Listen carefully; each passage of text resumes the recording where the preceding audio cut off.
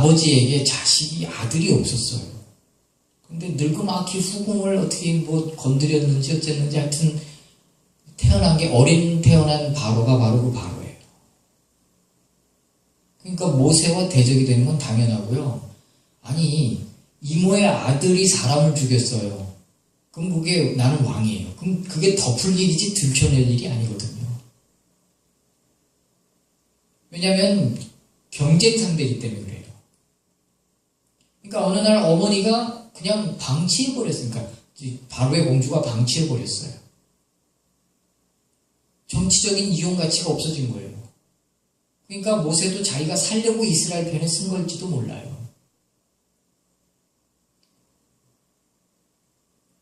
이스라엘 민족도 그를 버렸어요.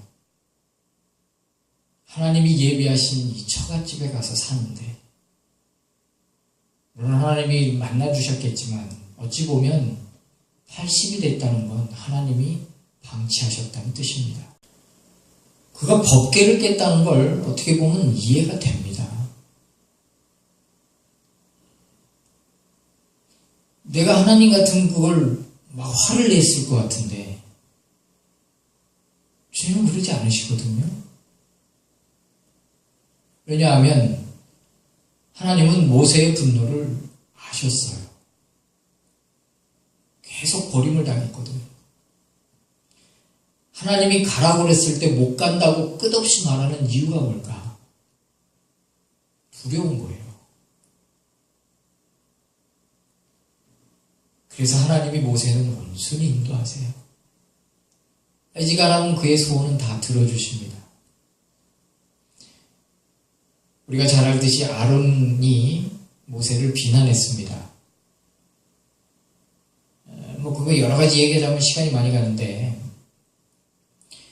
모세가 구스 여자를 첩으로 맞았거든요. 구스 여자가 흑인이랍니다. 모세님의 취향도 좀. 근데 그걸 막 비난하니까 하나님이 아론을 치셨어요. 문둥병이 말했어요. 그러면 모세가 참 정말 훌륭한 분이 하나님께 기도해서 고쳐달라고 그랬어요. 그러면 하나님이 근데 하나님이 모세의 소원도 이 부분은 절충을 해주세요. 자식이 부모에게 침뱉으면 일주일은 부끄러운 일을 그가 겪어야 되지 않겠느냐. 그래서 아론이 일주일 정도 문둥병으로 진이 움직이지 못하고. 그러니까 이런 내용들을 볼 때 참 이상하리만치 하나님은 모세의 소원은 거의 들어주세요. 주님께 길들여지는 그 긴 시간 동안에 그의 분노와 그의 아픔을 하나님은 아셨어요. 온유한 자는 복이, 주님께 길들여진 자는 복이 있나니 땅을 기업으로 받을 것이요. 이 기업이라는 게 일이거든요. 우리들에게는 이스라엘 사람들은 이 기업 분배를 받았지요. 지금도 우리가 기업 분배를, 이것은 사명이라고 보면 됩니다. 다윗은 광야에서 7년 반을 사울에게 쫓겨다니면서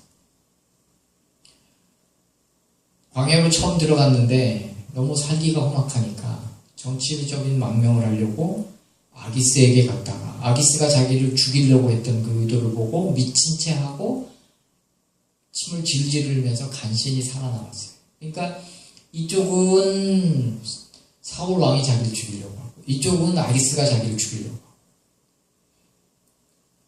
그 중간에 광야에서 그는 7년 반을 훈련을 받아요. 하나님께 길들여지는 거예요.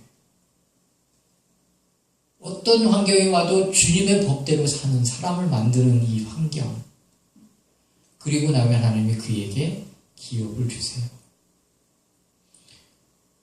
어떤 목사님이 이런 농담을 하시더라고요. 아이고, 친구지간이었나 봐요. 아이고, 자네 많이 온유해졌네. 교회 지켰구만 곧. 뭔 소리야? 하나님이 온유한 자는 땅 주신대잖아.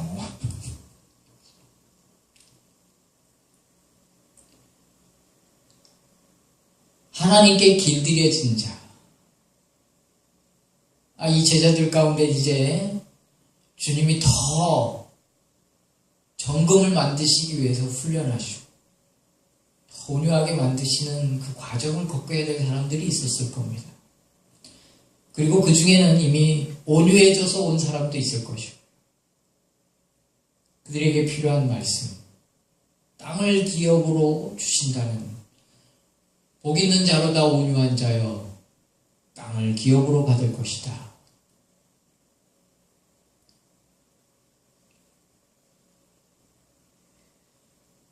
그 다음에 의에 줄인 자는 배부를 것이다. 하나님을 사모하는 자겠죠. 긍휼히 여긴 자는 긍휼히 여김을, 긍휼히 여기라는 의미가 아니고요. 긍휼히 여기는 자여라는 의미입니다.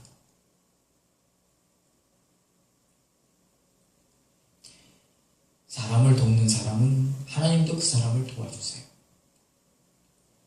주의 종을 돕는 사람은 하나님이 그 사람을 도와주세요. 여기 제자들이 모였습니다. 헌신할 제자들. 이미 헌신한 사람들, 또 앞으로 헌신해야 될 사람들. 그들에게 용기를 주시는 말씀이 이거예요. 긍휼을 베푸는 사람.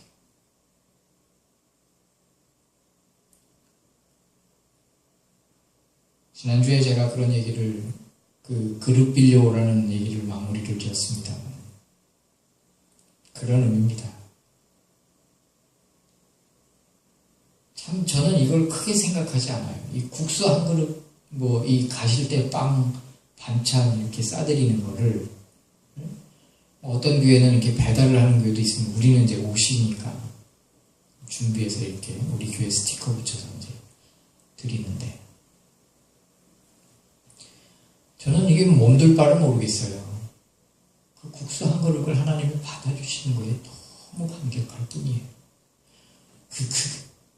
그걸로 인해 주님이 칭찬받는다는 것이 참 송구하고 죄송할 뿐이에요. 근데 큐티를 하고 묵상을 하면 이걸 하나님이 너무 기뻐하시는 거에 대해서 참. 근데 오늘 이 본문을 저도 준비를 하면서 하나님은 내게도 주시는 마음이 있는 거예요. 마찬가지입니다. 이미 그동안 이렇게 긍휼한 마음으로 살아간 사람들은 하나님이 축복하시는 걸 기대하며 사는 것이 그게 참 당연한 겁니다.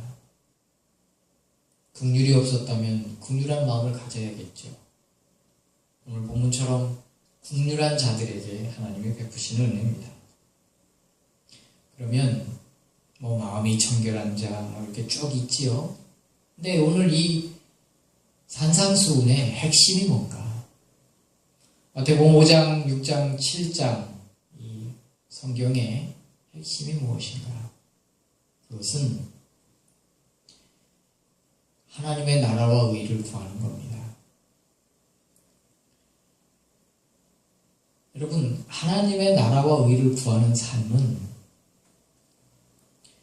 단회적인 게 아닙니다. 계속 이어지는 겁니다. 먼저 하나님의 나라와 의를 구하라고 하시면서 그 중심, 그 문장을 설명하시기 위해 들의 꽃을 보라, 하늘 나는 공중 나는 새를 보라, 무엇을 입을까 염려하지 마라. 그 나라와 그 의를 구하면 이 모든 것을 너희에게 더하신다. 그러면 오늘 하나님의 나라와 의를 구하면 다 끝났나요? 하나님이 채워주시나요? 그렇지 않아요. 내일 가면 또 다른 배고픔과 굶주림이 기다리고 있습니다. 그래서 이렇게 표현하는 겁니다. 오늘 염려는 오늘 할 것이요 내일 괴로움은 내일 해라. 한날 괴로움은 무슨 말? 내일 가면 또 있다 이 말이에요. 하나님의 나라와 의를 구하면 하나님이 뒤돌아보면 다 채워주세요. 그럼 그 문제가 끝나면 또 다른 하나님의 나라와 의를 구해야 되고 기도해야 되고 금식해야 되고 또 그게 끝나면 또 하나님을 위해서, 하나님을 위할 사람은 아무도 없습니다. 하나님을 섬기기 위해서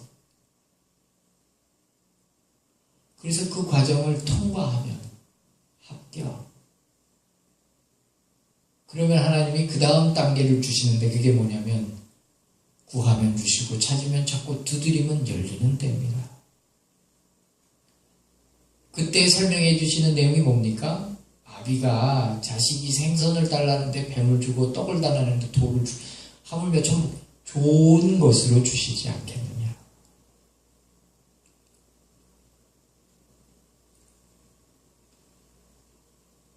어떨 때는 생각만 해도 주세요. 그런 때는. 이 두 번째 단계는. 근데 이 두 번째 단계에서도 변함없이 하나님의 나라와 의를 구해야 된다는 뜻입니다. 그리고 마지막 세 번째 단계로 갑니다.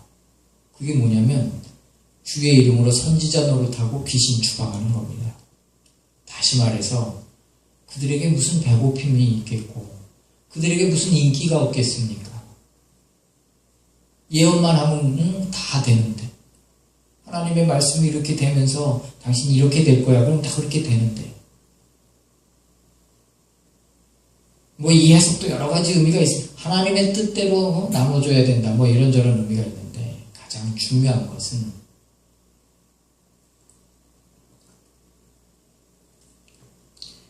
그때도 변함없이 하나님의 나라와 의를 구하는 삶을 살으라는 겁니다.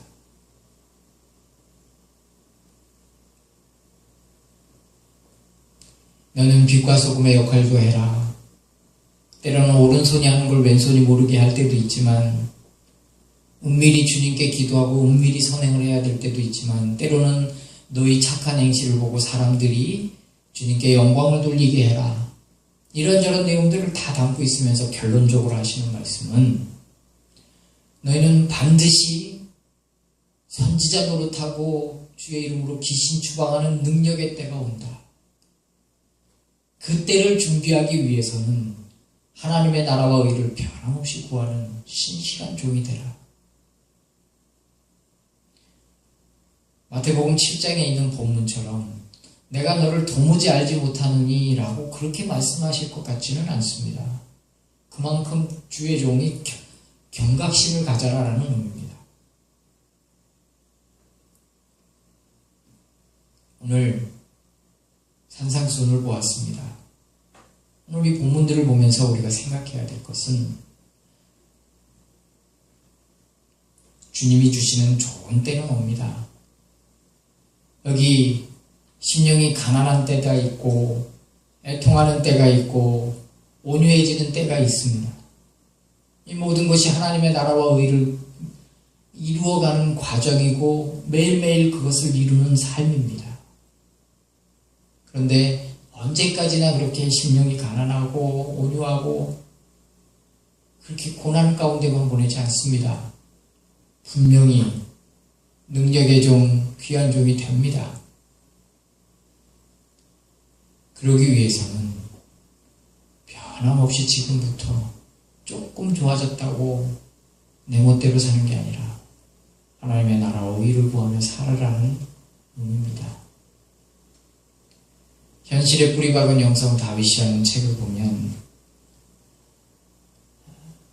사울과 다윗을 항상 많이 비교해 놓습니다. 우리는 분명히 왕이 됩니다. 불의한 사울 왕이 되든지 의로운 다윗 왕이 되든지 그것은 나의 선택에 달렸습니다. 오늘 본문을 통해 오늘 헌신한 제자들을 위로하시고 격려하는 이 말씀을 보면서 여러분 헌신하는 데 주저하지 않길 바라고 그동안 헌신함으로 지쳐있고 힘들다면 하나님이 축복하실 날을 바라보시고 지금 하나님의 나라와 의를 구하는 때를 지내고 있다면 조금만 더 주님의 뜻을 이루어드리고 훈련 받으시고 구하면 주시고 찾으면 찾는 때를 보내고 있다면 변함없이 하나님의 나라와 의를 구하시고 주님의 능력을 행하는 때가 여러분의 삶에 지금 그 때를 살고 있다면 예수 무당이 되기보다 주님이 주라는 자에게 주고 주지 말라는 자에게 주지 말고 그냥 주의 뜻대로 사용하는 종이 되기를 바랍니다. 괜히 돼지 앞에 진주를 던져줬다가는 돼지는 그 진주를 가치를 모를 뿐더러 오히려 먹을 게 아니라고 나한테 달려와서 나를 해할 수도 있습니다.